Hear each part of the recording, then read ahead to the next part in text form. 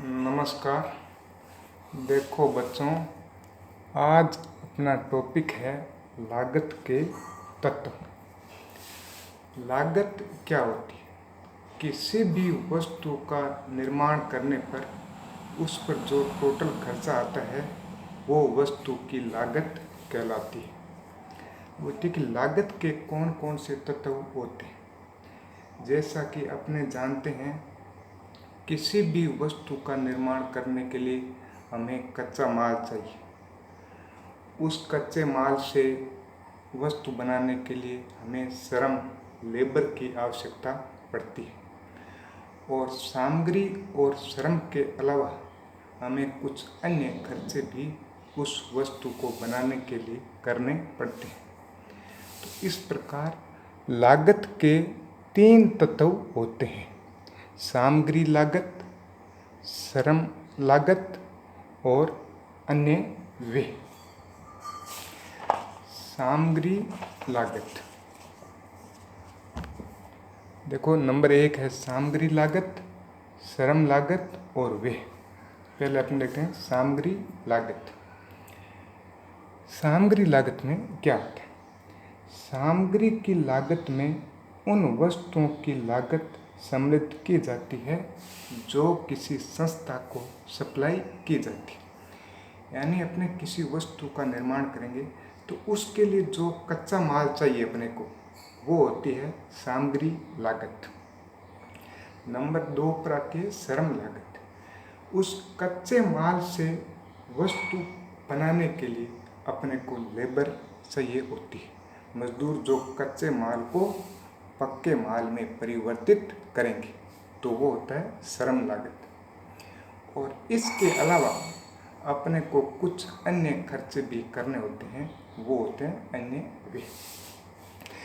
अब देखो बच्चों, लागत को अपने मोटे तौर पर 2 भागों में बांटते हैं: प्रत्यक्ष लागत और अप्रत्यक्ष लागत। प्रत्यक्ष लागत का आशय उन लागतों से है जो किसी निश्चित उत्पादन या सेवा की इकाई अथवा लागत केंद्र से संबंधित होते हैं। यानी प्रत्यक्ष लागत तो वो होती है जो सीधे वस्तु से संबंधित होती है, और अप्रत्यक्ष लागत वो होती है जो किसी निश्चित लागत केंद्र या लागत इकाई से संबंधित न होकर संपूर्ण लागत केंद्रों या लागत इकाई से संबंधित होती है। जैसे माना एक ही बिल्डिंग के अंदर अपने मेज का भी निर्माण कर रहे हैं और दूसरी कोई वस्तु का निर्माण कर रहे हैं।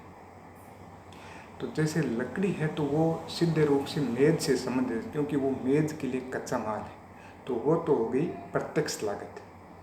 इसी प्रकार माना एक सुपरवाइजर वहाँ पर रखा हुआ है जो दोनों कार्यों को देख रहा है, तो उसकी लागत दोनों के लिए, उसकी लागत अपने किसी एक लागत केंद्र से संबंधित नहीं कर सकते, तो वो होती है अप्रत्यक्ष लागत।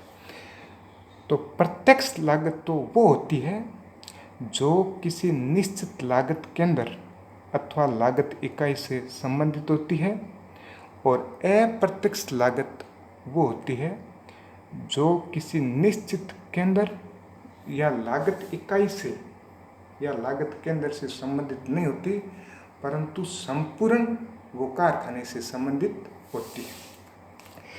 तो प्रत्यक्ष लागत और अप्रत्यक्ष लागत अपने के आधार पर अब प्रत्येक जो कॉस्ट के एलिमेंट्स हैं उनके 2-2 टुकड़े हो जाएंगे। ये सामग्री लागत के भी 2 टुकड़े हो जाएंगे, प्रत्यक्ष सामग्री लागत और अप्रत्यक्ष सामग्री लागत। इसी प्रकार श्रम लागत के भी 2 टुकड़े हो जाएंगे, प्रत्यक्ष श्रम लागत और अप्रत्यक्ष श्रम लागत। इसी प्रकार जो एक्सपेंसेज है, अदर खर्चे, उसके भी 2 टुकड़े हो जाएंगे, प्रत्यक्ष व्यय और अप्रत्यक्ष व्यय। अब देखो बच्चों, प्रत्यक्ष लागत जो होती है, प्रत्यक्ष सामग्री लागत, प्रत्यक्ष श्रम लागत और प्रत्यक्ष व्यय, ये जो प्रत्यक्ष जो लागत होती है देखो, प्रत्यक्ष सामग्री लागत वो होगी जो किसी लागत केंद्र से सीधे रूप से संबंधित होगी। प्रत्यक्ष श्रम लागत भी किसी लागत केंद्र से सीधे रूप से संबंधित होगी और प्रत्यक्ष व्यय भी किसी लागत केंद्र से सीधे रूप से संबंधित होंगी। और अप्रत्यक्ष जो होगी, अप्रत्यक्ष सामग्री लागत, अप्रत्यक्ष श्रम लागत और अप्रत्यक्ष व्यय, ये किसी एक लागत केंद्र से सीधे रूप से संबंधित न होकर ये संपूर्ण कारखाने से संबंधित होते हैं। तो बच्चों, जो प्रत्यक्ष लागत होती है, प्रत्यक्ष सामग्री लागत, प्रत्यक्ष श्रम लागत और प्रत्यक्ष व्यय, इन तीनों का जोड़ होती है प्रत्यक्ष लागत या मूल लागत के बराबर। और जो अप्रत्यक्ष लागत होती है, अप्रत्यक्ष सामग्री लागत, अप्रत्यक्ष श्रम लागत और अप्रत्यक्ष व्यय, अप्रत्यक्ष जो लागत होती है वो होती है अप्रत्यक्ष लागत, अथवा उसको अपने कहते हैं ओवरहेड। तो कुल लागत बराबर हो गई प्रत्यक्ष लागत प्लस अप्रत्यक्ष लागत या ओवरहेड। अब अपने अप्रत्यक्ष लागत या ओवरहेड को अलग अलग भागों में बांटते हैं। अप्रत्यक्ष लागत या उपरिव्यय का अपने वर्गीकरण करते हैं। तो इसको मोटे तौर पर 4 भागों में बांटा जाता है। नंबर 1, कारखाना उपरिव्यय, फैक्ट्री ओवरहेड। नंबर 2, कार्यालय या प्रशासकीय उपरिव्यय, ऑफिस या एडमिनिस्ट्रेशन ओवरहेड। विक्रय उपरिव्यय, सेलिंग ओवरहेड। और वितरण उपरिव्यय, डिस्ट्रीब्यूशन ओवरहेड।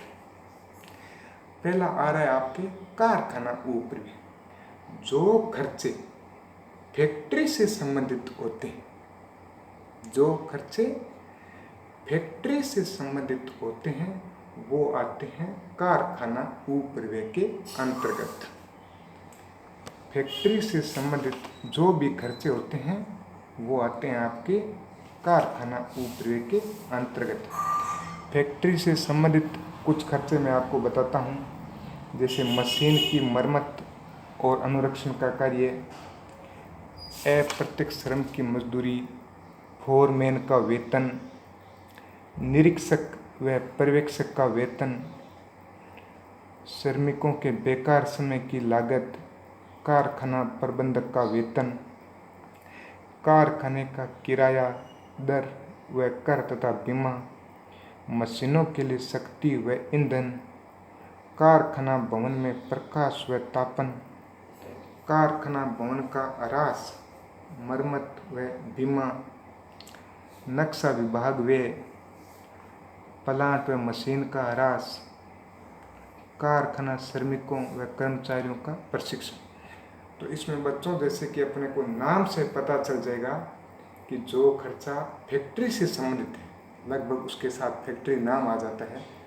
जो खर्चा फैक्ट्री से संबंधित है वो होता है आपके कारखाना उपरिव्यय।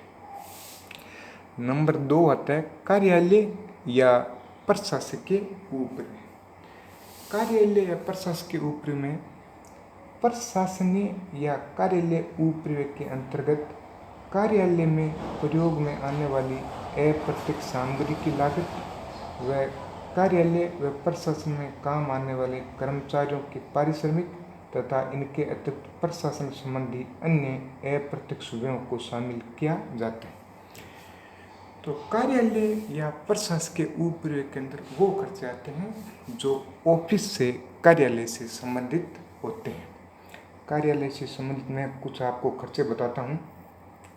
कार्यालय भवन, फर्नीचर व उपकरण का मूल्य ह्रास, मरम्मत व बीमा शुल्क, कार्यालय स्टाफ, कार्यालय के काम करने वाले कर्मचारियों का वेतन, प्रशासनिक संचालकों का वेतन व शुल्क, कार्यालय भवन का किराया, दर, कर, बीमा, अंकेक्षण व्यय, ऑडिट के खर्चे कार्यालय के अंतर्गत आते हैं। बैंक संबंधी खर्चे, संचालकों के यात्रा व्यय।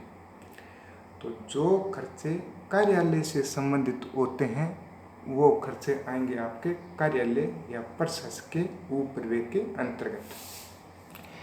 3 नंबर पर आता है विक्रय उपरिव्यय, सेलिंग ओवरहेड।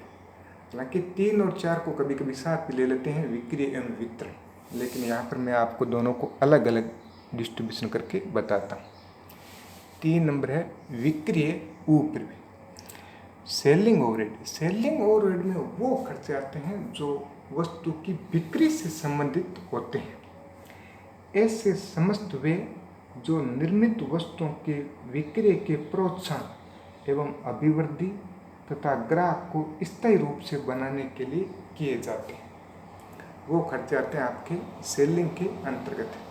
सेलिंग में आने वाले खर्चों के कुछ उदाहरण मैं आपको देता हूँ। विज्ञापन, विक्रय तथा प्रचार विभाग के कर्मचारियों का वेतन, विक्रय कार्यालय के व्यय, विक्रय प्रबंधक का वेतन व कमीशन, अप्राप्य ऋण, विक्रेताओं के यात्रा व्यय, विक्रय केंद्रों को सुसज्जित करने के व्यय, विक्रय केंद्रों का किराया व बीमा। तो जो बच्चों खर्चे विक्रय से संबंधित हैं वो होते हैं विक्रय उपरिव्यय के अंतर्गत। और चौथा और लास्ट होता है आपके वितरण उपरिव्यय, जो खर्चे वस्तुओं के बिक्री में डिस्ट्रीब्यूशन से संबंधित होते हैं, वितरण से संबंधित होते हैं, कि अपने वस्तु को ग्राहक तक किस प्रकार पहुंचाएंगे, ट्रांसपोर्ट का खर्चा, और वो होते हैं आपके वितरण उपरिव्यय।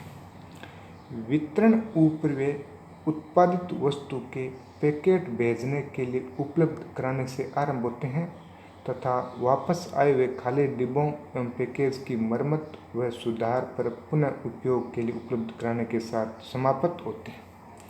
तो वितरण होते हैं कि आपने जैसे माल तैयार किया और अब अपने भेजेंगे ग्राहकों को, तो माल को अपने कारखाने से रवाना करने पर और ग्राहक तक पहुंचने के जो खर्चे हैं वो होते हैं आपके वितरण उपरिव्यय, डिस्ट्रीब्यूशन ओवरहेड। डिस्ट्रीब्यूशन ओवरहेड में मैं आपको कुछ नाम बताता हूँ, जैसे गोदाम का किराया, बाहरी गाड़ी भाड़ा या अन्य परिवहन व्यय, गोदाम के कर्मचारियों का वेतन, मार्ग में माल की आनी। तो ये होते हैं आपके वितरण उपरिव्यय। अब देखो, कुछ खर्चे ऐसे होते हैं जो लागत लेखों में शामिल नहीं किए जाते, वो मैं आपको बताता हूँ। लागत लेखों में सम्मिलित न की जाने वाली मद, इसमें 3 तरह के ये खर्चे हैं। नंबर 1 है लाभ नियोजन संबंधी मद। तो कोई भी लाभ नियोजन संबंधी अगर आपको खर्चा दे रखा है तो वो लागत लेखों में शामिल नहीं होगा। लाभ नियोजन संबंधी कौन कौन से खर्चे होते हैं वो मैं आपको बताता हूँ। विभिन्न प्रकार के संचयों या कोषों में स्थानांतरण, लाभांश, अभिगोपन कमीशन, पारंपरिक व्यय, ऋण पत्र निर्गमन व्यय, पूंजी प्राप्त करने के व्यय, कर्मचारियों का बोनस और इनकम टैक्स, ये होते हैं आपके लाभ नियोजन संबंधी मुद्दे। ये अपने यहाँ पर लागत में शामिल नहीं करेंगे। नंबर 2 है वित्तीय व्यय, फाइनेंशियल। कुछ खर्चे जो वित्तीय प्रकृति के होते हैं वो भी लागत लेखों में शामिल नहीं किए जाते। वित्तीय व्यय कौन कौन से होते हैं मैं आपको बताता हूँ 2-4 नाम। ऋण पत्रों पर देय ब्याज, कर्मचारियों की ग्रेजुटी पेंशन, स्थायी संपत्तियों की बिक्री से प्राप्त लाभ या हानि, बैंक में जमा राशि पर ब्याज, अंश हस्तांतरण शुल्क और विनियोगों पर प्राप्त ब्याज तथा लाभांश। ये खर्चे होते हैं वित्तीय प्रकृति के, इनको अपने लागत में शामिल नहीं करेंगे। और 3 नंबर पर आता है बच्चों आपके असामान्य व्यय, एबनॉर्मल एक्सपेंसेस। कुछ खर्चे ऐसे हो जाते हैं जो किसी परिस्थितिवश ऐसी परिस्थिति उत्पन्न हो गई कि उसके लिए अपने को खर्चा करना पड़ा। जैसे माना बाढ़ आ गई तो उसके लिए कोई अपने को माल भेजने में अलग खर्चा करना पड़ेगा, या माल चोरी हो गया, माल डिफेक्टिव हो गया।